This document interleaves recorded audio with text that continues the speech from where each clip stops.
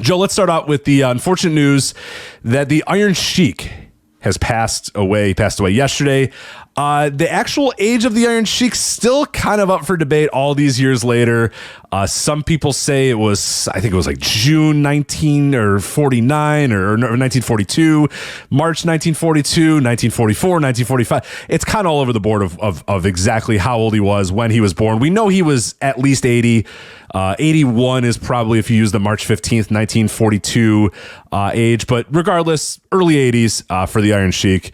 No matter what, June 7th, the Iron Sheik passes away. One of the more popular and more, I don't know, I don't know the correct words to kind of describe what the Iron Sheik. You're looking for the word memorable. I guess memorable, yeah, that's probably it. Like to some, like a mom test guy, he is one of them that I think is would probably do surprisingly well in that, given that his actual wrestling career maybe isn't as popular as others or as prolific as others, but was able to kind of carve out a niche for himself and just be one of the more popular, well-known wrestlers of all time. The Iron Sheik passed away yesterday. So let's take it away with the Iron Sheik. Anything that you wanted to start out with here? Yeah, well, he's one of the most memorable and colorful wrestling characters of all time because of the era that he was the number 2 heel for a time during the Hulkamania era, during the wrestling boom of the 80s. Certainly behind Roddy Piper. And he slipped down the card as the years moved along, because what a lot of people may not realize is even by the time he beat Bob Backlund in 83, he was already over the age of 40.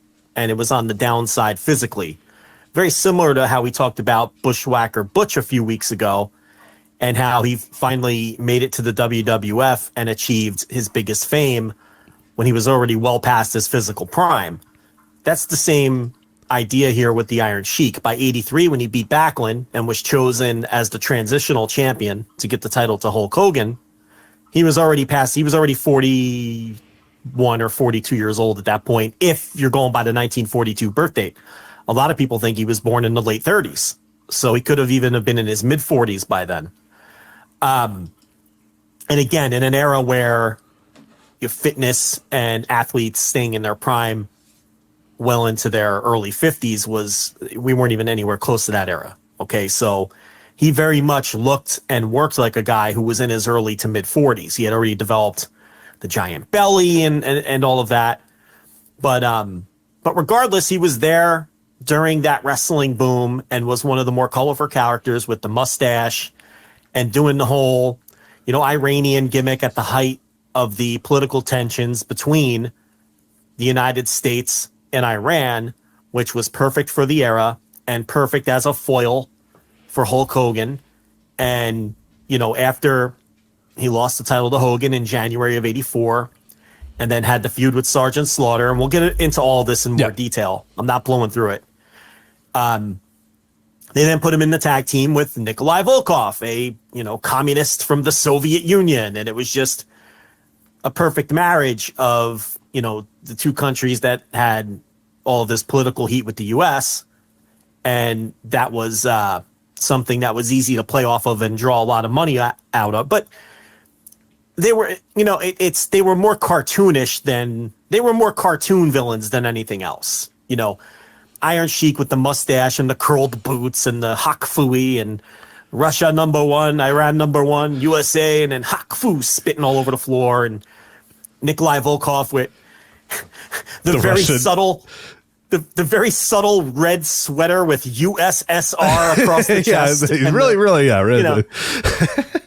So it's like, they were the Russian national anthem. I love it. Nobody actually knew if it was just like rah, rah, rah. Like, is that actually the Russian national anthem? Nobody knows. Yeah, he wasn't Russian. I mean, he wasn't a what? Are you wait? What? And, are you kidding me? So they were. The presentation was cartoonish. The presentation of everyone in that era of WWF was cartoonish. Yeah. But they were literally a cartoon, because Iron Sheik was one of the principals on Hulk Hogan's, Rock and Wrestling Saturday morning cartoon. So it was the lead heel on that, along with Piper. So because of all of that, and because he was the one chosen for that little transition run, because Vince McMahon figured he was the best choice because of the political tension with Iran, and you're beating the All-American Bob Backlund, whose whole gimmick was he was like this All-American boy, and then he's going to get beat by Hulk Hogan, who's, going to be your newest superstar, and his whole deal was going to be that he was an American hero. Who better to put in that role as the transitional champion than this evil Iranian, fresh off of the Iranian hostage crisis from a couple years earlier, and all of the heat that we still had with them politically. So it worked out good for him to be with the WWF at that time and place. And, who knows what his career after that would have looked like if he wasn't chosen for that little 1 month title run, because that really, because he was able to call himself a former WWF world champion, that got him so many jobs afterwards, when that may not have been the case if they had chosen, just name any other heel in the WWF in early 1984. They could have chosen this Samoan Afa. They could have chosen David Schultz. They could have chosen an aging Mr. Fuji. They could have chosen from a number of different heels in the territory at that time to hold the belt from a month. And then the Sheik's entire career changes. Who knows if he gets a chance to come back to WCW when George Scott is in power, right? Who knows if he gets to go down to Puerto Rico after he gets fired for getting pulled over with Hacksaw Duggan, and Puerto Rico brings him down there to work a program with Carlos Colon. Who knows if he gets that opportunity if he's not a former WWF champion? And you could go right down the line with every opportunity he got after that. Who knows if WWF keeps bringing him back? Yeah, they brought him back 4 or 5 times after the initial run too.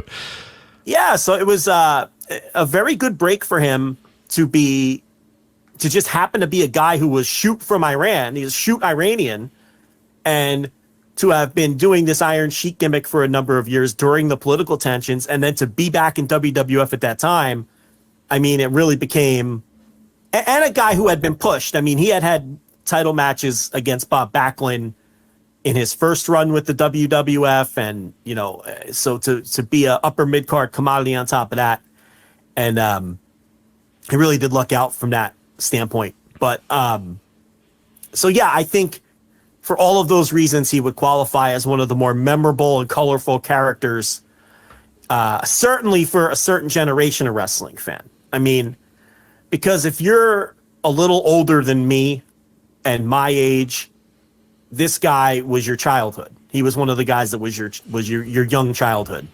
Your formative years as a wrestling fan, 7, 8, 9, 10 years old. This guy is, like I said, on the cartoon and one of the top heels in the company, and just one of the top guys in the company during one of the boom periods. So I don't know, what did you think of the Iron Sheik as an overview? Yeah. So today I went through, or over the last couple of days, went through and watched as much non-WWF Iron Sheik as I possibly could, because we all know. I mean, I think most people here, and if you haven't, I think the most obvious matches that you are going to want to watch if you're trying to catch up a little bit, and we'll talk about Iron Sheik in terms of in-ring, and it was never really the in-ring, but I do think he was better than a lot of people gave him credit for in a certain era. Once he got to WWF, he just he realized, and really he realized it by Mid-Atlantic, that I don't really need to go out there and work really hard.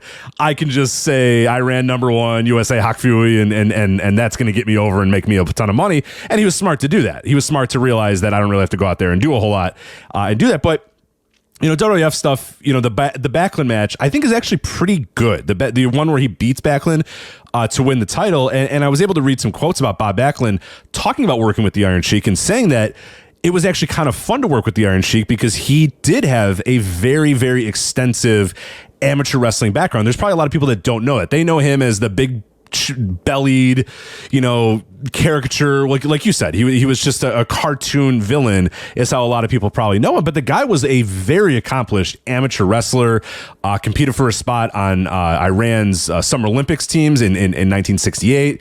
Goes to the U.S. after, leaving Iran for a multitude of reasons, mostly related to the political culture there, which is so funny about the fact that what he became when he came to America was like, Iran's the best, Iran number one. And it's like, his idol was an Iranian wrestler that died mysteriously, and most people think that his mysterious death was as a result of the Iranian government killing him because he was against them in a lot of ways. So he flees the country, goes to America, coaches, is an assistant coach on the U.S. Olympic team. He is a major part of the U.S. Olympic amateur wrestling team as an assistant coach, and a big deal for teams that did pretty good in 1970 or the 1972 Olympic Games in Munich. I know he was a part of that, but that's how he then becomes into the world of professional wrestling. And I try to watch as much as I could of his AWA days because Verne Gagne, very influential in terms of USA wrestling melding professional wrestling with amateur wrestling or whatever. So Verne Gagne gives the guy a shot, has the guy wrestle, and I watched a lot of the early stuff. This is before he's the Iron Sheik, when he's just by his real name, and he's pretty good. He moves around quite well. He gets he's got a lot of athleticism. He's obviously a very skilled amateur wrestler. It's pretty wild to watch him in those days. I mean, there's a match, I forget who he's against, and I'll try to link it in the show notes if I remember, but this match is they talk about this young man, athletic, agile, endurance, and it's you would never think that the Iron Sheik would be referred to by any of those adjectives, but he was, and you know what I mean? And that's how he was at that time. But we were kind of talking about, very quickly he realized, okay, I can be, little amateur wrestler guy that but I'm not going to make a ton of money there. What I'm going to be able to make money is having my bald head, having the mustache, having the toe curled up boots that were loaded, coming out with the Iranian flag, wearing a turban, saying America sucks, and spitting it, and that's when it really takes off, and that's when you can see the next generation of the Iron Sheik, and you can see his work kind of regress from that standpoint, where he doesn't really bust his ass, he doesn't really try that hard, but he's really good. I mean, you can go back and watch a lot of the Mid-Atlantic stuff as well with him, and there was stuff with Blackjack, and there was stuff that he was doing all across Mid-Atlantic and whatnot, but it's good. It's good. It's decent stuff. The in-ring work is not great. The in-ring work is pretty much what you got out of Iron Sheik in the WWF if you watched him in those days. But, the character, you get it and you understand it and you see it. And the character that he did, in later years as like you said, that more cartoon character has a little bit more of an edge to it. In 1980 and 1981. Like you said, the Iranian crisis, it's a little more fresh in people's mind. There's a little bit more tension between the USA and Iran at that time. So when he comes out there and he's attacking guys and he pretty much did the club thing. And if people did not know, or they don't know, Backlund, they did it with Backlund as well. They did it with Blackjack Mulligan. They did it a bunch of times. Is Iron Sheik would come out with those Persian clubs, these big giant weights that he would swing over his head. And he was great at doing it. He would be able to do 100 of them very easily. And then he would stop and then he'd challenge, the babyface or whatever. Oh, can you do the Persian clubs? Can you do 100 of them or whatever? And then the babyface would, look around. The fans would go, yeah, you can do it. You can do it. If he did it, you can do it. And then he'll grab him. This guy, he'll do 20 of them, and the Iron Sheik hits him in the stomach with a club or beats him up or something like that. It was the same gimmick, and he was able to do it time and time again all over the place. But those had a little bit more tension to them. Those had a little bit more edge to them. As opposed to, like you said, the WWF era, where he just kind of became a cartoon character. He just kind of became part of the clown show and part of the circus. It was kind of fun to see him with some real heat and to see him come out and the fans really, really despise this guy. And those early WWF runs and those early WWF matches do sort of have a little bit of that. Like the Backlund match, like I said, that's a pretty good match because Backlund goes in there and they work. They're wrestling. They're going back and forth. They're doing ground stuff. It's kind of good. It's not a bad match. And then for people that do not know how it ends, of course, Sheik puts him in the camel clutch. And Backlund doesn't submit, but his manager, Arnold Skulland, throws in the white towel, and that's it. And Bob Backlund loses his title. The Iron Sheik is your champion, but it's not going to last very long because that's a match. That's a match that everyone listening to either should have watched or should go watch. Yeah, go watch that. It's good. Match. It's actually pretty damn good. And it and the idea of Skulland throwing in the towel played into when Bob Backlund returned in 93, claiming that he was the real world's champion because he was never defeated. Right, I never got beaten. I never lost. I never got defeated. Right, and that was the way to get out of beating Backlund to get the title on the Iron Sheik was to have them throw in the towel. And then, a month later in MSG, that's when, Hogan beats Sheik, which is a nothing match too. But, the thing about that match, the title change to Hogan, is it was perfect for the story they were telling and what they were trying to do. I don't think the Iron Sheik taking Hulk Hogan to the limit would have been smart in that scenario. You have Hogan come back. He's the biggest star in wrestling at that point. Okay. And you're trying to give him the rocket strap and just, he had been back with the company for like a month when they booked the match. He should have demolished the Iron Sheik in 5 minutes, so I think they kind of get a bad rep for how lousy that match was. I think that match was booked. I don't think it's that bad. I don't know. I watched it today. I don't think it was that bad. It's not great, but I don't know. I didn't.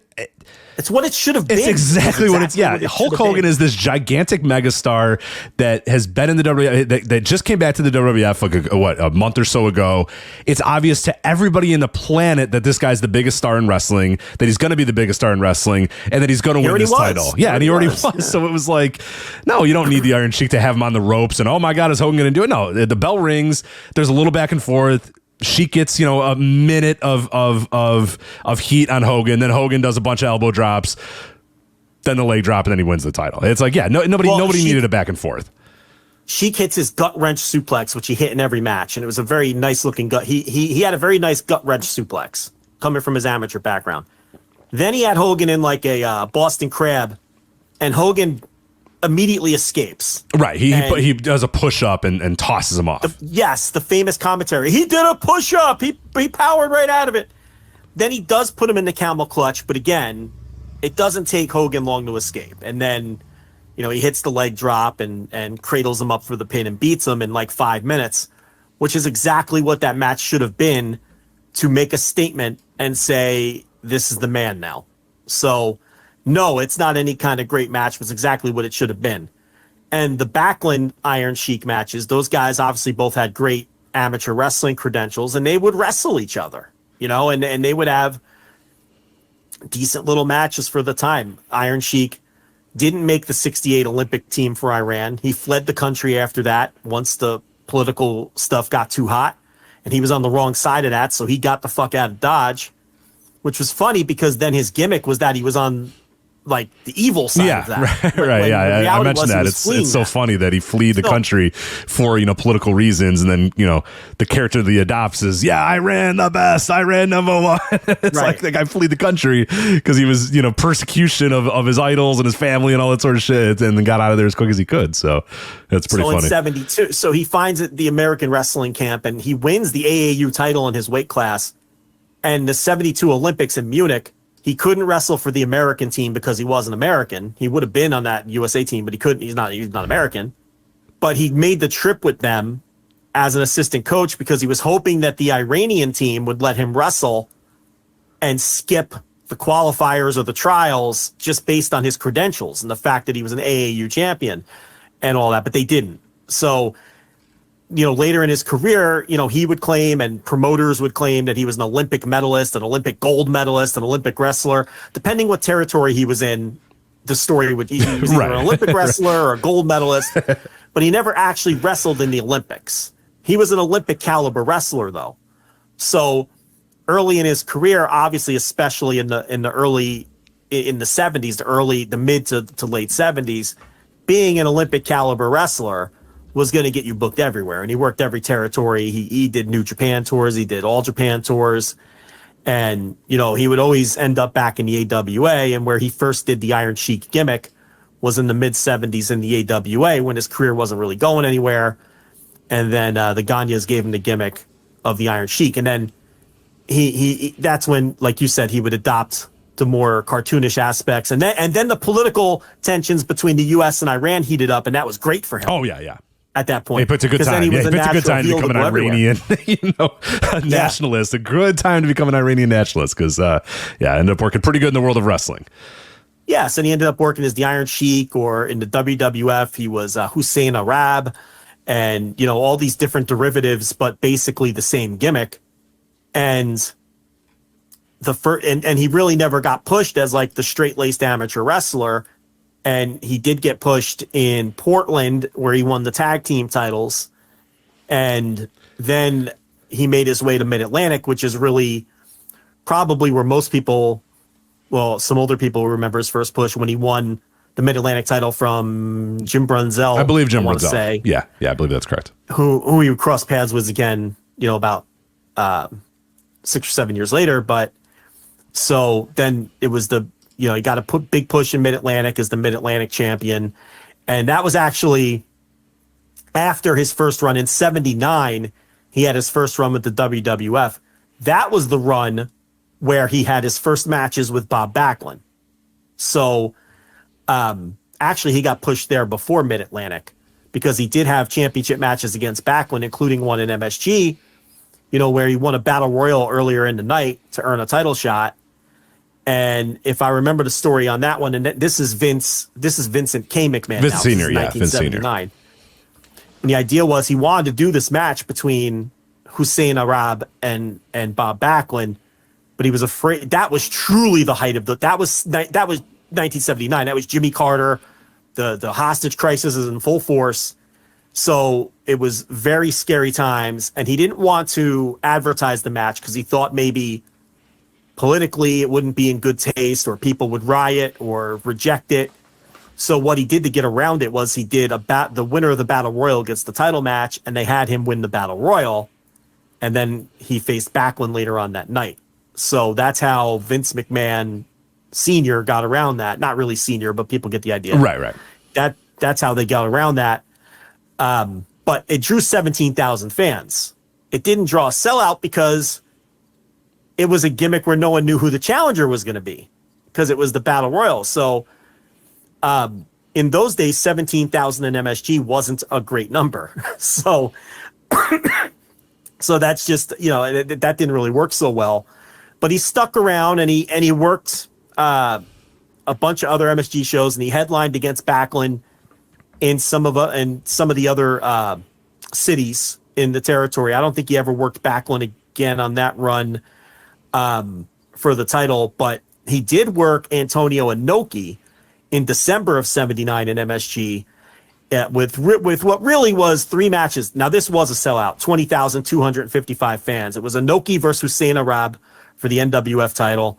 It was Backlund defending against Bobby Duncombe, and it was Harley Race against Dusty Rhodes for the NWA World title. So pick your match. I mean, all 3 of them were drawing matches to some degree, but that did sell. That was a sellout. So also on that card, interestingly enough, was a heel Hulk Hogan against Ted DiBiase, which is interesting because that's 1979. Some 10 years later, they'd be feuding again in the WWF with the roles reversed. DiBiase is the heel, obviously, and Hogan as the babyface. But that was the 79 run. Then he goes to Mid-Atlantic. I think I have the timeline right. And that's when he wins the Mid-Atlantic title because that was in 80. Yeah, so he wins the Mid-Atlantic title in 80 from Jim Brunzell, who beat him for the Mid-Atlantic title. Steamboat. Steamboat beat him for the Mid-Atlantic title. And so he had a good run there. And then, he worked everywhere. He went to Mid-South. He went to Georgia. A little bit of Florida. Again, there's a lot. There's some. You can find some stuff from Florida too of him. In his early starting to kind of adopt the Iron Sheik gimmick, but then also a little bit before the Iron Sheik gimmick as well, with some stuff in Florida too. Yeah, always a derivative of it. with one of the names, Hossein Arab or Khosrow Ali Vaziri or Iron Sheik or Iron Sheik Farouk or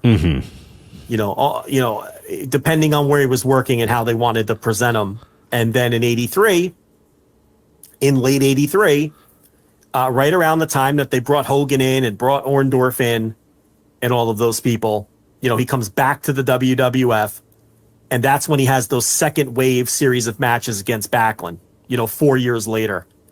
And, obviously, like we talked about, beat him, but he headlined with Backlund in Philly. He headlines with them in Madison Square Garden. He obviously, the match where he beats Backlund in MSG drew the sellout 22,092 fans. And then he did have some title defenses in between, mostly television matches after that, just to and smaller house shows, just to get over as champion during that short interim to set up the Hulk Hogan match on January 23rd, 1984, which is a date that any wrestling fan of a certain age has memorized. And again, 22,092 fans. Hulk Hogan defeats the Iron Sheik in 5 minutes and 40 seconds to win the title. And again, if you just want to look at that card, if you just pull up that card on Cage Match or your source of choice and say, well, if it wasn't going to be Iron Sheik, who could it have been? And you look at the heels at the time. I mean, like I said, you have like an aging Mr. Fuji. You have Masked Superstar. Could have been a possibility, I guess. You wouldn't want it to be Orndorff because he was new to the territory, and McMahon didn't want to burn off an Orndorff Hogan match that quickly. Because right. I'd say the same about Schultz too. You probably didn't want to do that with Schultz because I think they had higher hopes for him too. Completely agree. You wouldn't want to do it with Schultz because again, he'd work a program with Hogan later. Morocco was Intercontinental champion, so he would have been a decent choice, but you weren't going to do it with your Intercontinental champion. And then you got guys like the Wild Samoans or whoever else. So when you really look at it, Slaughter was a heel at that time. But again, why would you do Slaughter Hogan why would you do Slaughter as a transition champion when if you want to do a Slaughter Hogan program, that could be a big program at some point down the line, And then McMahon ended up turning Slaughter face anyway shortly thereafter. So, in hindsight, even looking at it, it was probably, very clearly the right call to go with the Iron Sheik. So, then he works underneath for a while until the feud with Sergeant Slaughter in the spring, which to me, and I've watched all of these matches, and that there's two matches in MSG that build to the famous boot camp match. There's the match on the April MSG show, which undoubtedly was the main event. Okay, Iron Sheik versus Sergeant Slaughter. Hogan's not on the card. The only other match you could argue would have been the match that went on last, Bob Backlund, Greg Valentine. But I feel like Slaughter was firmly the number two babyface by that point. And he's facing the former champion who just lost the title a couple months earlier. So to me, that was the drawing match, and that drew a sellout crowd, 22,091 fans, Madison Square Garden, for Iron Sheik defeats Sergeant Slaughter by DQ. And I watched that match. I have it as a 4-star match, wild brawl. Just a great match, and it's easily accessible, and everybody should find it. They come back the next month in May and do a double DQ, which is an absolute bloodbath. And it's going to be a bloodbath because Sergeant Slaughter comes to the ring wearing white. Mm-hmm. When did Sergeant Slaughter ever wear white? Right, not the fatigues and anything. Yeah, he comes in a white shirt, yeah. I have that match at 3.5, and I've seen that match a bunch of times. And when you look at that card, again, sellout crowd, 22,092 fans. Now, Hogan is on that card. He's in the main event against David Schultz, like you just talked about. You're not going to burn off David Schultz as a transitional champ because Hogan's about to do his first house show program against David Schultz. So, but it's easily the number 2 match on the show, Slaughter and the Iron Sheik. By this point, Paul Orndorff is simmering underneath. He's in an Intercontinental title match against Tito Santana, which he wins by countout. Because remember, Orndorff came in late '83, but they didn't debut Orndorff on TV. They kept him off TV for a while because they wanted to get Hogan established as champion before they really started simmering Orndorff underneath. It's interesting, too, because Piper worked this show as a wrestler. Remember, they brought in Piper to manage Orndorff at first because Vince thought Piper was too small to be a wrestler, which is completely absurd, I mean, in hindsight. But by now, Piper's in the ring. Orndorff is working higher on the card, challenging for the Intercontinental title. and Slaughter and the Iron Sheik are in the middle of this great feud. So they come back the next month in June for the blow-off, which is the boot camp match, which is the famous boot camp match. Listen, I would go as high as 4 3/4 stars. It's really good by modern standards. It's really good. I watched it just before Even we went through live modern here. eyes. Yeah, it's really good. And it's the clear-cut main event of the show. Hogan's not on the show. They didn't need him because they knew if Slaughter and the Sheik were going to do this boot camp match, that it was going to draw, and it did. Sell-out crowd. 22,092 fans, Madison Square Garden. Sergeant Slaughter, Iron Sheik, boot camp match. Dave Meltzer went 4.5. It's 8.21 stars on Cage Match. I would go somewhere. I found a tweet that I made a long time ago where I watched and rated all 3 matches through new eyes to see if they'd hold up. I went boot camp 4.5, maybe 4 3/4 is what I wrote. I went the April match 4 stars, and I wrote Wild Brawl, great stuff. And I know, real detailed review, but we are dealing with tweets with 120 characters or whatever. And then third, I went with the May match, 3.5 stars, and that's where I noted that Slaughter wears all white, so you know he's going to bleed, and it was a little slower paced than the other two. The great thing about the May match is in the post-match promo, they do the double DQ, and Slaughter, he's covered in blood from head to toe. His white gear is soaked in blood. And he grabs the mic, and by the way, the crowds are molten for these matches. Like, to a degree that they're not. I'm not trying to sensationalize the past, but you just watched the boot camp match, okay? These crowds are a different kind of molten for all 3 of these matches, but especially this one. And Slaughter's there covered in blood. They do the double DQ, and he grabs the mic in the post-match, and he says, in that Sergeant Slaughter voice, "I swear on my mother's grave, I'll never wrestle here again unless I get my hands on the Iron Sheik." Yeah. And that crowd just explodes, and the roof blows off the building. And that was the sort of go-home promo for the boot camp match the next month, which, then they do. And Slaughter wins, obviously, in one of the great matches, really in WWE history, but especially that era of WWF. One of the great matches, if not the greatest. Right there with Steamboat Savage. Right there with Slaughter Patterson and the alley fight. Whatever match you want to name from that era, that boot camp match is right there. And they did those boot camp matches in other cities too. These are just the famous MSG boot camp match and the 2 matches that built to the boot camp match. But Slaughter and Sheik did these matches in all of the towns and built up eventually to the boot camp blow-off in each one of these towns. And I don't know if those boot camp matches were as good as the one in MSG, but I'm sure they weren't far off. One thing Sheik could do, even at that advanced age and past his physical prime, was work these kind of brawls. Because I just watched the match he had with Carlos Colon that had to be in either 87 when he was fired or maybe 88. There was no exact date on it. It's on YouTube. Everyone can find it. Right. I think I watched the same one too. Yeah, and they work a bloodbath. It's good. Yeah. I mean, for that style of match, it's really good. And Carlos Colon isn't exactly a super worker. He's a guy that got by on charisma and doing bloodbaths and being a credible brawler and all those things. And Colon was past his prime by that point. And I was like, this is probably going to be bad, but I'm going to watch it because I've never seen it. And it wasn't that bad. So the one thing in that era that Sheik could do, and where he definitely was not lazy, okay, were the bloody brawls. When you look at these boot camp matches, and I'll tell you, anyone who hasn't seen the boot camp match, I would recommend, because they're all easy to find through either the network or YouTube or Daily Motion.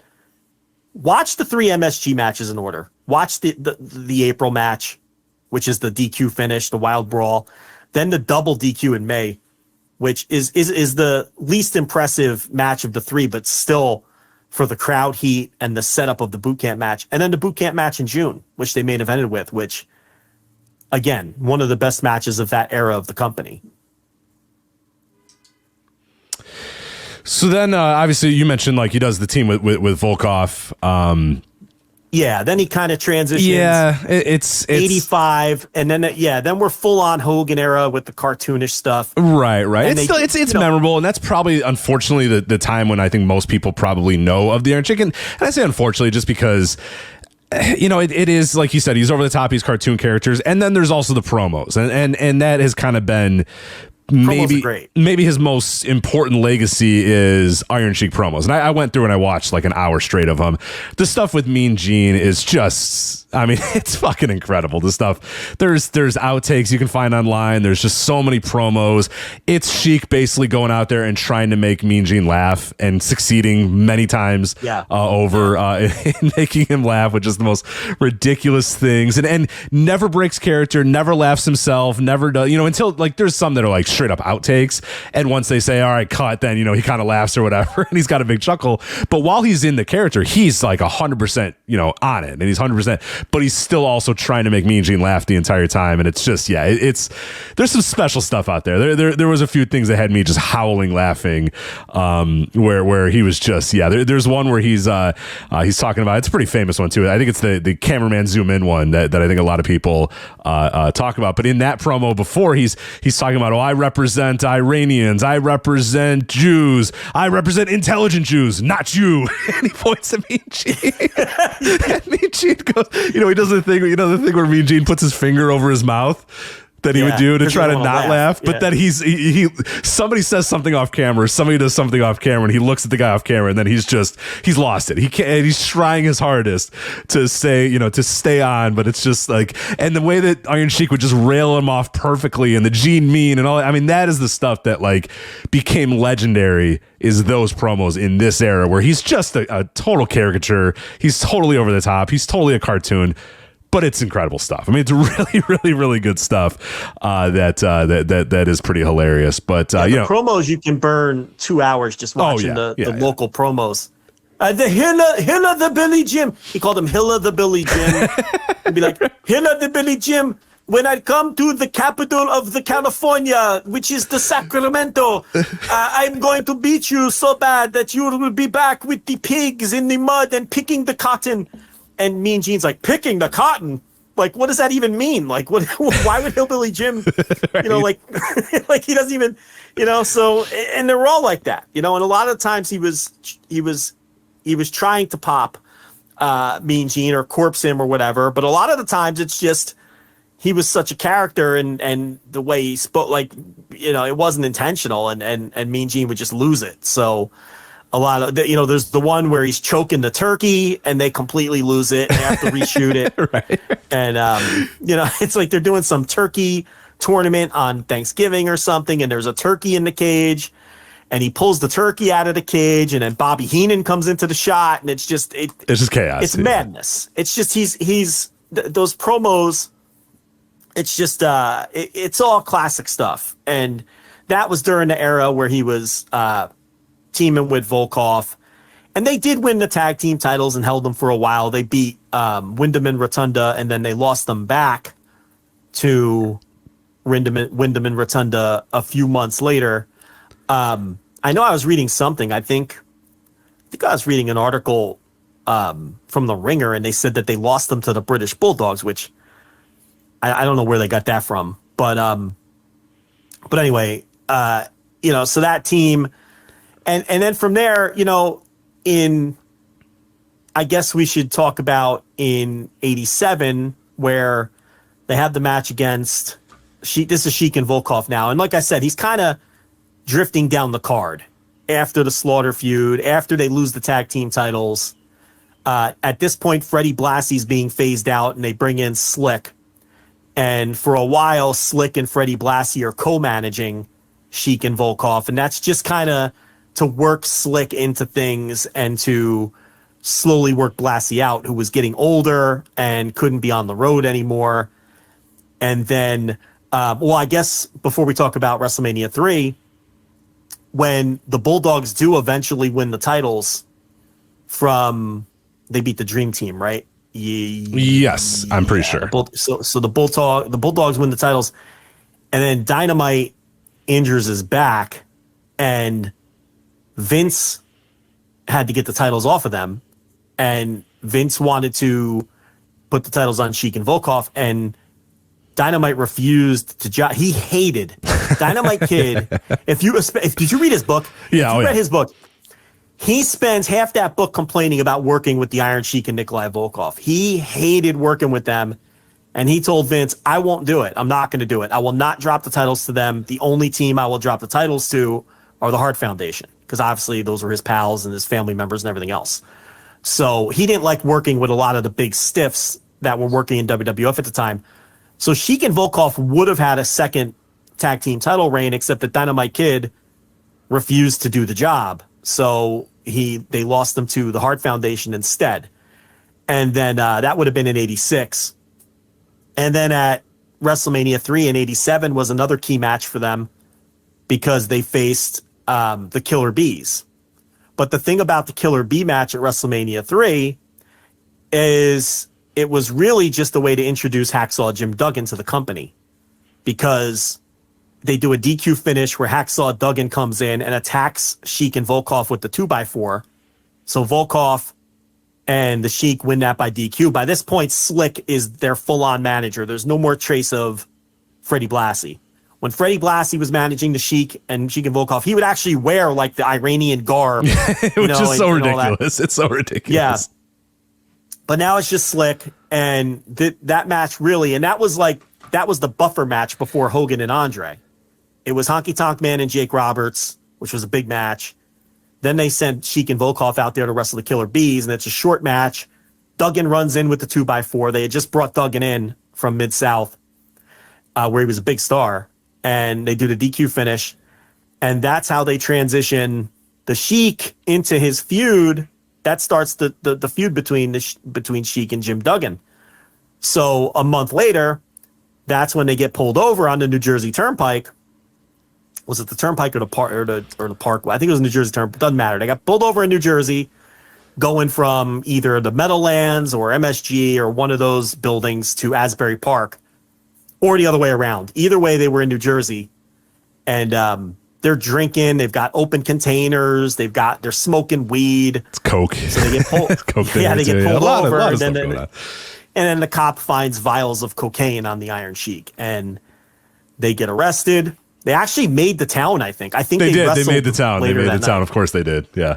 You got to make the town. So yeah, despite getting arrested for a DUI, possession of marijuana, and possession of cocaine in 1987, you still got to make the town. You got to make the town. Yeah, but the bigger problem was that they were seen together and they were feuding. So, they got arrested despite the fact that they were feuding and were opponents later that night and all that. So Vince fired both of them. "Quote unquote" fired. He brought back Duggan like that summer. Like Duggan, I don't even think Duggan even worked anywhere else in the interim. If he did, I don't remember. Now, Sheik went away for a little longer. I know that's probably when he went down to Puerto Rico to wrestle Colón in that match. Yeah, I would think so. Because he's back in WWF in like February or March of '88. I think that's when he was with Colón, but I don't know for sure. I think he would even. Let me check Cage Match. He may have been back by the end of '87, to be honest. Yeah, they didn't keep him out very long. he was gone longer than Duggan, though. Right. And it's probably because he got a lot of bookings. And the Colón match was English language, and it had Hugo Savinovich and Bobby Jaggers, Hangman Bobby Jaggers, on commentary. So that had to be 87 or 88, just based on that. So that may have been at some point when he was fired from WWF, and then he bounced around. He popped up in Texas, like I said, Puerto Rico, a couple shots in the AWA where they tried to redo the Slaughter thing, if I'm not mistaken. Yeah, I think they did. Yeah, and it just wasn't 1988, 1989. Right, the Iranian, that we're a little past the peak of the Iranian versus USA thing. We're a little bit past the peak of Sergeant Slaughter, and we're very much past the peak of Iron Sheik. Yeah, at this point. Yeah, so we're just past the peak of everything, and I don't know if we're past the peak of AWA, by the way, too. As they're clinging on to anything of relevancy to not die, and they would die very soon after. I don't know if I even blame Verne for trying that feud, but it was going to be short-lived. And as soon as Vince called him back, Sheik was going to go back anyway. And he did go back full-time, like you said, in 1988. But the team with Volkoff was done at that point. Volkoff was teaming with Boris Zukov by then as the Bolsheviks. So Zukov effectively replaced the Iron Sheik. I mean, let's be honest. The Bolsheviks were a derivative of the Sheik and Volkoff team. So anyway, Sheik comes back in 88, but that doesn't really last either. He doesn't get much of a push. He's physically shot.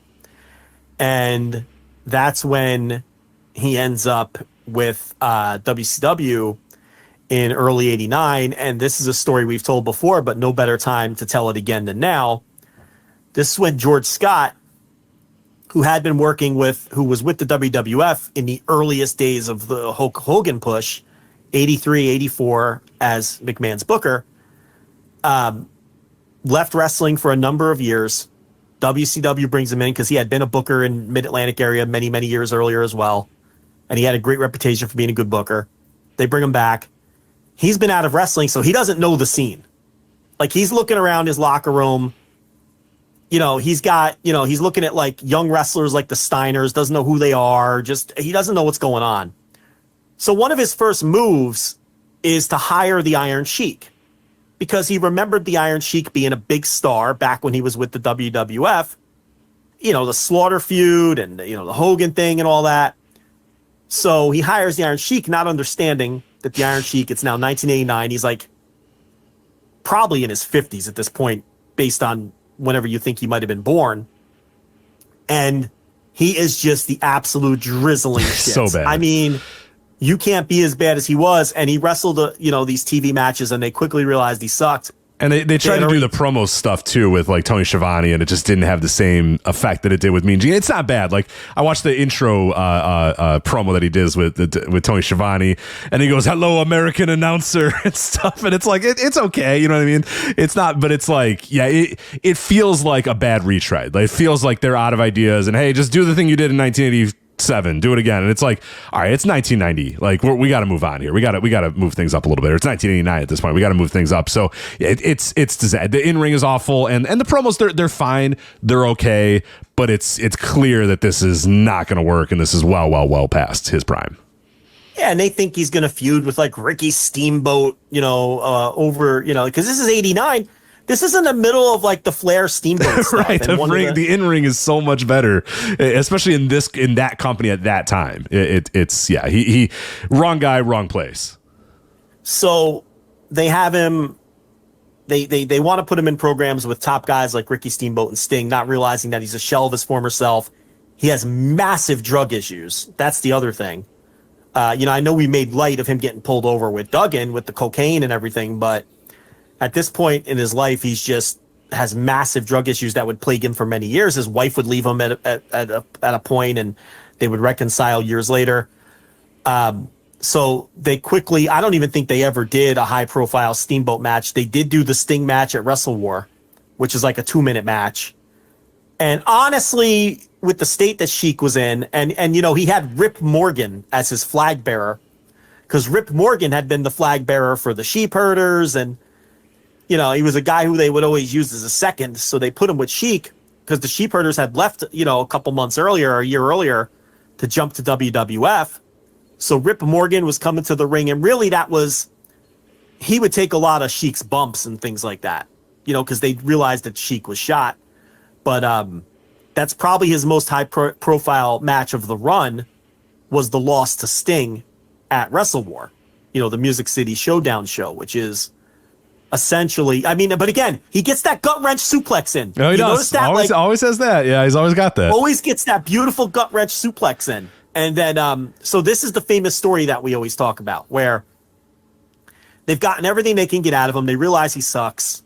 And, so they have him put over Sting or whatever.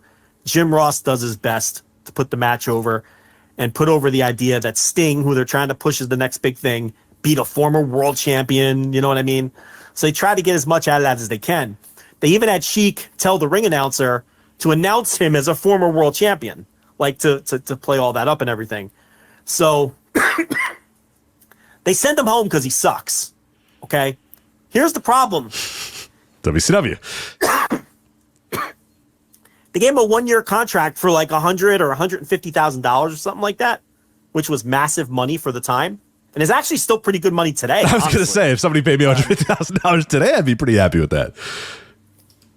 Yeah. And the 1-year contract had a rollover for a second year with like essentially a company option. Well, they send him home. George Scott gets fired, and Ole Anderson takes over as the booker. There was and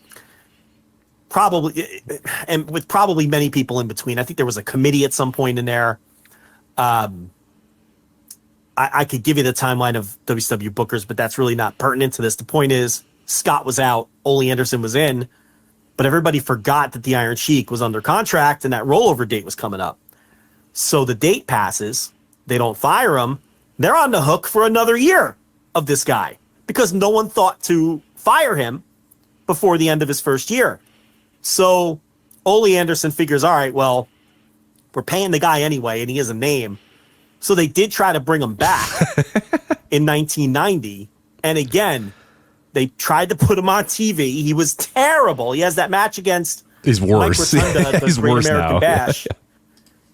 And again, they just yank him off TV, and they basically just use him on house shows from that point forward to put people over. You know, where he wrestles, you know, Terry Taylor and whoever the fuck. I know at the end of the run, he had a long house show feud with the Junkyard Dog. I can't even imagine. I can only imagine. God. Can you imagine 1991 JYD versus Iron Sheik. Ugh. I can't even imagine how putrid those matches must be. I wonder if there's any on tape. Hopefully not. Send out the Monsoon Classic signal and find out, because those have to be some of the worst matches you'll ever see. But so finally his contract's up. They're off the hook. And at this time, McMahon is doing the Iraqi sympathizer thing with Sergeant Slaughter and Colonel Mustafa. Actually, Sheik becomes Colonel Mustafa. Yeah, she becomes Colonel Mustafa, yeah. Yeah, it's with Slaughter and General Adnan. And, you know, Adnan al-Kaisi, who actually was an Iraqi, the only one of the three who was an Iraqi. And as legend has it, knew Saddam Hussein as a young man. So they make Iron Sheik Colonel Mustafa. And the absurdity of that is now, well, number one, now he's an Iraqi. Okay. And the Iranians and the Iraqis don't really even like each other. But set that aside. We're dumb Americans in 1991. We don't know the difference. Who cares? Yeah, set that aside. Right. The most ridiculous thing is he still has the same trademark mustache, the same shaved everything's head. the same. Same gear. He looks exactly the same, except he's wearing like the coveralls, like the Iraqi desert fucking fatigues or whatever. Yeah. And they're pretending this isn't the same man. Like they're trying to tell you this is a different man, when it's plain as day that this is the Iron Sheik, one of the most famous wrestlers in the world. Like, this isn't some obscure wrestler that you're bringing back from 7 years earlier or whatever it was. It's the fucking Iron Sheik. And he looks exactly the same as he did before. And they're telling you this is a new man, Colonel Mustafa, who Adnan is bringing in from Iraq to back up Sergeant Slaughter. So, utterly ridiculous. He comes in, he's basically Slaughter's pin eater, right? And he's as bad as ever and getting worse. And they keep him around through the end of that program. And actually, he ends up he lasts longer. It's so weird. If you ever want to, it's like late night or like mid 1992, Colonel Mustafa is still wrestling as Colonel Mustafa, even though the Slaughters thing is done. And it's like, well, no, it's over, man. Let it go. Like, let this guy go. Yeah. There's no need to have this guy, face Reno Riggins on Superstars or whatever. But there he is, Colonel Mustafa. It's like, what are we doing? Stop, please. It's ridiculous. Yeah, he loses the feud to Slaughter, obviously. I think they lost, at the 91... I think it was the 91 Survivor Series where they're on opposite sides and the Slaughter team just wins. Yeah. Without anyone getting eliminated. Isn't that the deal? I believe so. Yeah. It's Slaughter, Duggan. You're good at your Survivor Series teams. Do you want me? I'll look it up to make sure. I'll look it up and confirm. Okay, you ready? Yeah. It's Slaughter, Yep. Duggan, Yep. Kerry Von Erich, Yep. and Tito Santana. Yes. And the other team I know got I don't know if you're going to be able to get this team, but go ahead. I think I could do okay. I know it's Colonel Mustafa. Yep. That's an easy one. Skinner, 100%. Yes. The Berserker. Yeah.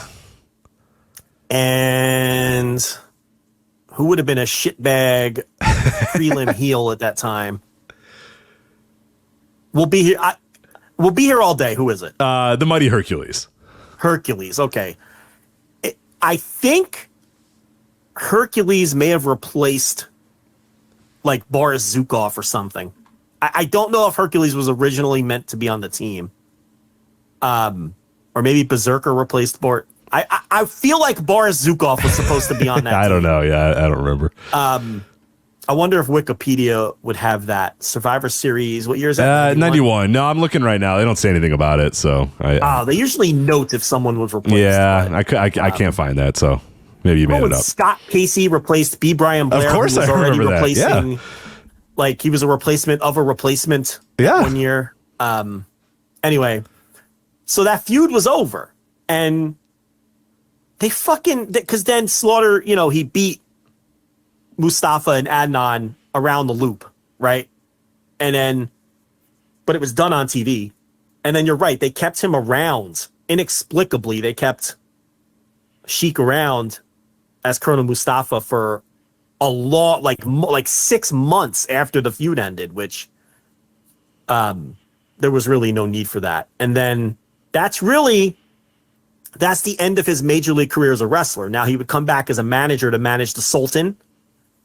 Him and Backlund together managing the Sultan. They tried everything with the Sultan. They brought Backlund and the Iron Sheik back together to manage this guy, and it didn't quite work for the Sultan.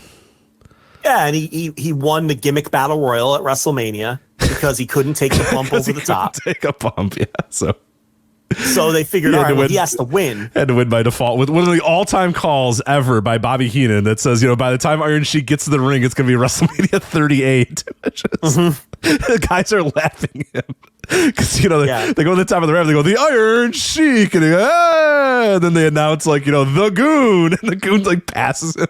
And Iron Sheik's the last guy to get in the ring, and everybody they introduced afterwards passes Iron Sheik on the ramp because he's just taking forever to get there. It's so good. Yeah, and then he can't take the bump, so he has to win. Right.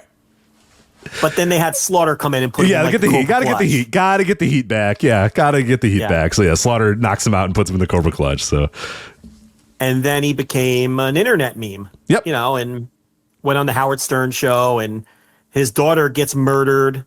And I didn't know this story until today when I read it, but he went to the courtroom with the intent of killing the man who murdered his daughter. And he hid a razor blade in his mouth and was going to try to cut the guy's throat in the courtroom, and his family talked him out of it, which is some dark shit. Yeah. But his family basically was like, well, look, she's still going to be dead, and now you're going to be in jail. Right. This isn't going to help anything. Nothing is solved by doing this. Right. So that guy ended up going to prison, and I think he died not that long after, the guy who killed his daughter. But and then he did the whatever he could to make money.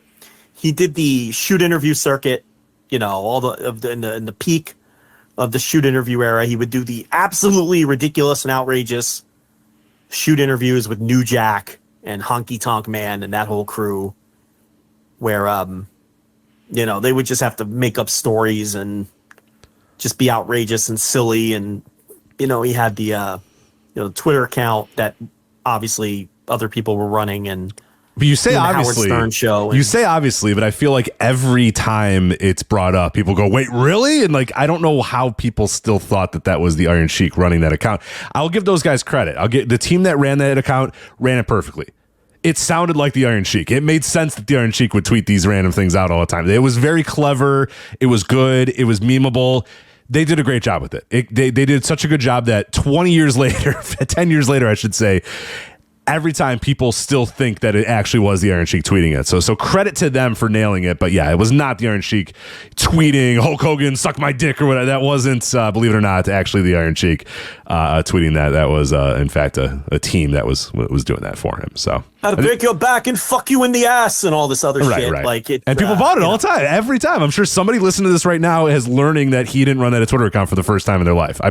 I'm positive of it, because that was like a constant thing on Twitter. People were like, wait, really? What? It's like, what? How do you not know this? Like, the Iron Sheik isn't getting on his phone. But you know what? Credit to them.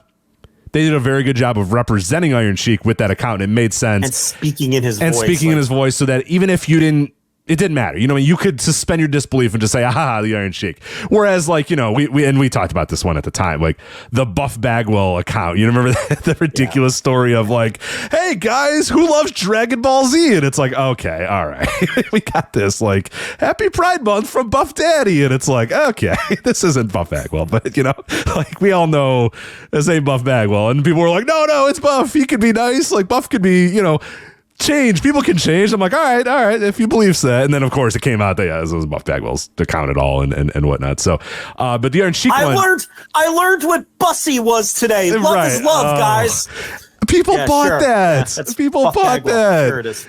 Yeah. Marcus Alexander Bagwell being like, hey, what's your guys' favorite episode of Dragon Ball Z? Mine is, season 3, episode 2. And it's like, come on.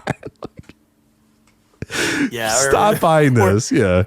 As if it's the Iron Sheik tweeting, fuck the Rick DeSantis. Like he would really like tweet something. Right. But yeah, no, those guys did a good job of and they did the documentary too. I think they had a hand in that. I want to say 2018. I forget when that documentary came out about the Iron Sheik. That was, but there's also this weird, like, I'm conflicted about the last half of Iron Sheik's, career, not the last half, but like whatever, the last 20 years or whatever, where he's become a meme and people kind of laugh about it as well. But he also still had like drug issues and stuff. You know what I mean? Like it kind of felt like people were enabling him in a way, because it was like, I think, I don't know exactly when he stopped. I want to say in the mid 2010s, he stopped doing drugs, or at least stopped doing cocaine or whatever, which is probably, but like it did feel like a long time, like you said, during that shoot interview circuit and during the early, like people just got a mic in front of him. He was on Jerry Springer and he was on Howard Stern. And people just realized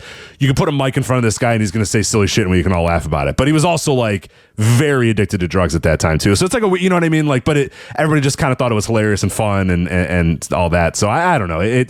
But I guess in the last half of it, the last couple of years, he did get things a little bit under control for his life. But I don't know. I'm conflicted on it. It was funny, but it was also like, yeah, you guys are just kind of taking advantage of a drug addict at this point, right? And they kind of were. Yeah, I think he did clean up at some point, but and I guess he was just trying to make money any way he could. He was never going to say no to these shoot interviews because it was just easy money, and he could just go on there and play a gimmick. So he was never saying anything productive or interesting. He was just doing his gimmick on the shoot interviews. But and it ran its course really quick. The Iron Sheik stuff and the tweets and all that.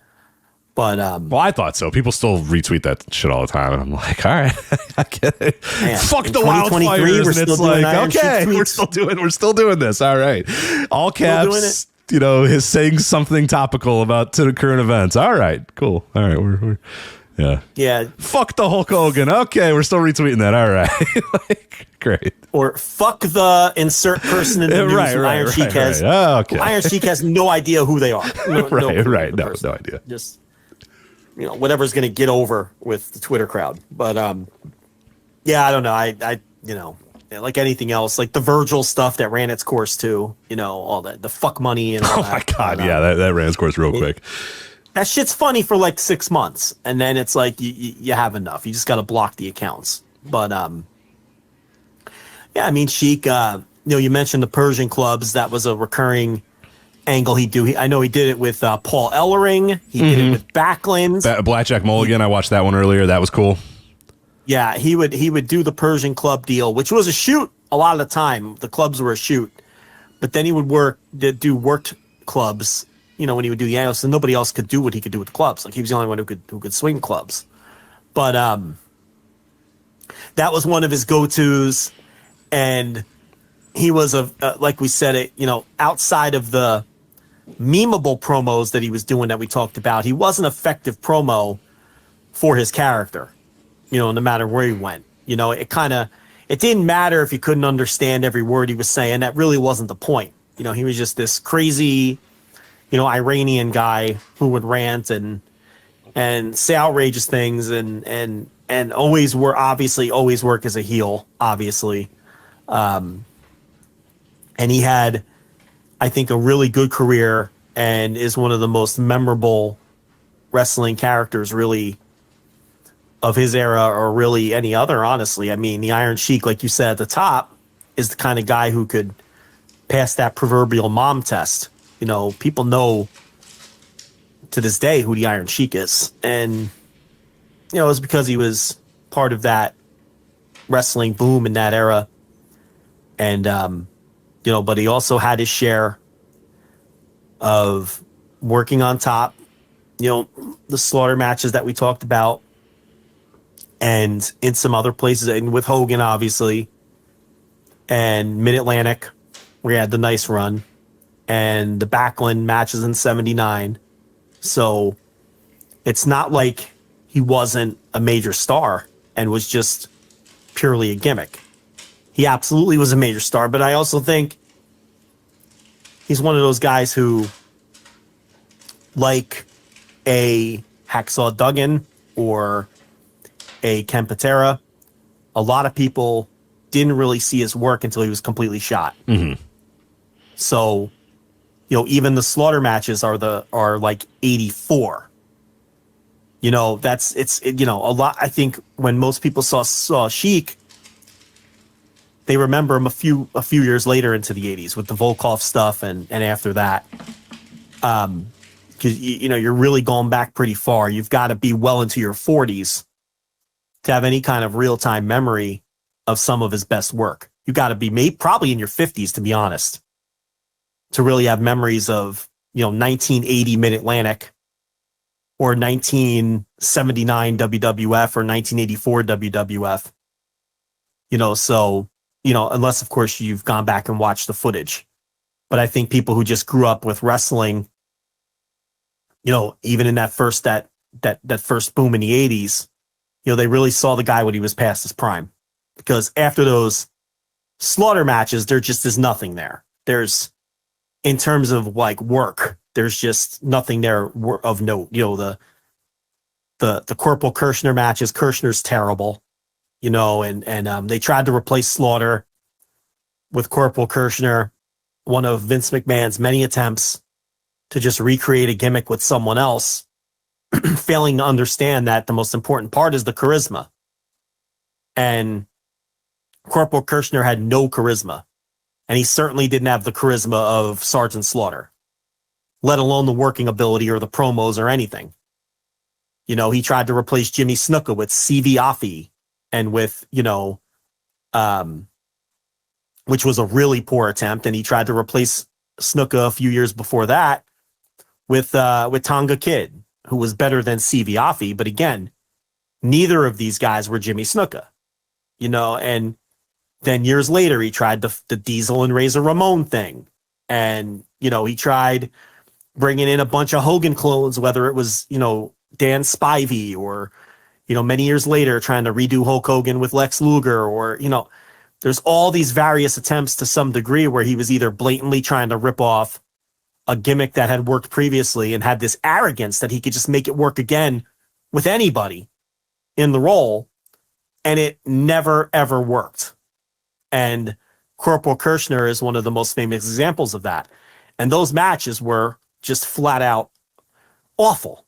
I mean, Iron Sheik or Nikolai Volkoff versus Corporal Kirshner, or Iron Sheik and Nikolai Volkoff versus Corporal Kirshner and like Junkyard Dog or something like that is the shits. So I think he's one of those guys like a Ken Patera or a Hacksaw Jim Duggan or, I know there's other examples that I'm not thinking of where just people saw them past their physical peak and saw them at their worst. And there was a whole generation of fans who just think, who don't understand how great Jim Duggan was in Mid-South, or don't understand that Ken Patera was so much better before he went to prison, or don't understand that the Iron Sheik really does have a nice little catalog of matches that might surprise people. He was never a super worker or anything like that, but he was definitely better than what he showed once he hit that Nikolai Volkoff tag team and the atrocious WCW work. And he was an old man. I mean, he was probably 50 by the time he got and if he was really born liked in crack cocaine 39, at that time too. So that probably aged him tremendously. It's the fact that he really, really liked crack cocaine. Yeah, but an enduring star of the time period, and someone who I do encourage people, listen, without question, go watch those 3 Slaughter matches from MSG and watch them in order, because they tell a nice little story. Go back and watch him beat Bob Backlund for the title, because that's a historical match. It's good. No, it's really honestly a good match. I thought I was actually kind of surprised at how good it was. Yeah, and go back and watch him lose to Hulk Hogan. And then there's, I think, there was a match going around where he has a rematch with Hogan, I think in Philly a month later, and people say that's a really good match. Because again, they were probably had more freedom in that match to work a real match instead of just, okay, they were told to have Hogan steamroll them in the title change, clearly. And I guess we should bring up that legend has it that Verne Gagne offered him $75,000 to shoot on Hulk Hogan and break his legs in that match, because Verne felt spurned by Hogan walking out on him and leaving him hanging with those big Christmas shows in Minneapolis. And, he went to Vince and left without notice and all that. And Verne offered Sheik, who obviously he had a long relationship with, he broke him in, $75,000 to shoot on Hogan. And, Hogan, Sheik says it's true. Hogan says it's true, but who cares what Hogan says? Because Hogan... Yeah, but I think enough people have corroborated that story for me to believe that's true. I know Greg Gagne has said that's not true, but I don't know. It sounds... Do you really want to admit that your dad wanted to do that? But given Verne's state of mind at that time, like I can totally buy it. I don't think it's that out of the realm of possibility. Well, Harley Race always used to say that he was offered money to shoot on Hulk Hogan. So, I mean, Iron Sheik, the idea would have been that he was a shooter and he could have twisted. Oh, he could have Hogan absolutely. He could have done whatever he wanted to Hogan. But the problem is, Hogan was like 28 and 300 pounds. Sheik was in his 40s. I'm not saying Sheik couldn't have taken him out, but I don't know if it would have been as easy as some people think. And, I know Race is considered one of the toughest men. Like, all of the wild stories of, just ripping people's eyeballs out and biting their noses off and shit like that. Him and Meng are the 2 guys you hear that about, Haku. But again, Race was like 50 when he was asked to shoot on Hogan. And size does matter. I think Sheik would have a better chance than Race, because Race was just like an old school barroom brawler. I think Sheik probably could have stretched Hogan in some way or done something. You know what I mean? Like, I think he could have went, if he would have been able to get him down or get him in a position, I think do some sort of old school amateur wrestling thing. Whereas Harley Race, it's like, yeah, I'll take the kid, you know what I mean, type of thing. Where I don't know if he could do that, but I think Sheik, similar to like somebody like a Billy Robinson or whatever, who at many ages, or Lou Thez at a pretty old age could still do some stuff to make you really, really pain. Getting a hell of a lot of pain. Based off manipulating your arms or manipulating your body or whatever. Well, the thing would be Sheik would wait for Hogan to be in a vulnerable position. Right. And then, grab his arm or grab his leg or whatever and do something like that. So, which is a lot different than just stepping up to someone and challenging them to a fight. And then, speaking of Billy Robinson, I think there's that famous story early on in Sheik's career where they rolled with each other, and Sheik was insisting that Robinson couldn't turn him over and beat him. And then, with his wrestling background, and Robinson used some old hooker techniques from the fucking 1800s, and shit that the Sheik had never seen as an amateur wrestler. Right. He thought they were doing amateur wrestling, and then Robinson went with, hooker stuff and drove his knee into his hip, and basically, like, I don't know if he dislocated his hip or just did something to his hip, and everybody was kind of pissed at Billy Robinson because they're like, that's our coach, that's our Olympic coach that you just fucked up his hip. So thanks a lot, buddy. But yeah. Yeah, so, there's all kinds of, like, techniques that, like an amateur wrestler wouldn't be ready for, and someone like Hogan obviously wouldn't be ready for anything. So, yeah, I mean, there's a good chance he could have, he probably would have waited for him to be vulnerable, and then if he was going to go through with it, But I mean, that would have been something. It would have been Yeah. a butterfly effect kind of deal for sure. I mean, I think eventually McMahon would have found a way to put the title on Hogan anyway. But in those days, if a sold out Madison Square Garden saw the Iron Sheik beat the guy up, would that have sapped all of Hogan's Right. mojo? Like, would people not believe in Hogan? Would it have killed Hogan? Who knows? It may have. In this era, I don't know if it would matter. We saw Daniel Puder on live TV tap out Kurt Angle. It didn't fucking matter at the end of the day, right? Like, nobody said, oh, Kurt Angle, he's a fraud. I'm not buying a ticket to see him anymore. I mean, so like, and that was what? That was almost 20 years ago. That was 2003, I want to say that was. 2003 or 2004. 2003 or 2004, yeah. And it didn't even matter then. So like today, it definitely wouldn't matter. I don't think it would matter at all if somebody, because I don't know if people know what we're talking about, but when they were doing Tough Enough or whatever, and Daniel Puder was a trained shoot fighter, and for some reason they put Kurt Angle on live TV and had him shooting with the Tough Enough people, and he obviously Angle was good enough to out wrestle all these clowns, but then when he came up against Puder, isn't how the story goes, like Puder didn't want to do it, like he didn't. No, Puder was like, yeah, they were like, no, do it, and he was like, I know I'm gonna beat this guy. Yeah, what if I beat him? And they're like, no, you're not gonna beat him. And he's like, but what if I do? Like, what am I supposed to do? And they're like, no, just go out there and do your thing. And he's like, okay. And then of course he did his thing and then got punished for it by in the Royal Rumble. Every single shitbag fake tough guy in that company came out and chopped him as hard as possible and hit him as hard as possible. Your Hardcore Hollies and your Guerreros and your Benoits or whatever just basically had their way with the guy, and then they fucking buried him, and then they hated him forever. So it was like, all right, thanks. Cool. You know what I mean? Like, awesome. Yeah, Greg, so he did what he was told, and he shot on Angle, and he put him in a Kimura or something, or an arm bar or something like that. And the referee quickly jumped in and broke it up. But Angle got punked out on live TV. Didn't matter. No. Half the people listening to this probably don't even know what we're talking about. But in 1984, that would have mattered. Yeah. Would it have made a difference? It could have. But I guess we'll never know. But that's the Iron Sheik. There it is. Yep. Went a little long, but hey, he's the fucking Iron Sheik, so he deserves an hour and a half. So there you go. That is the Iron Sheik, the life and the career of the Iron Sheik.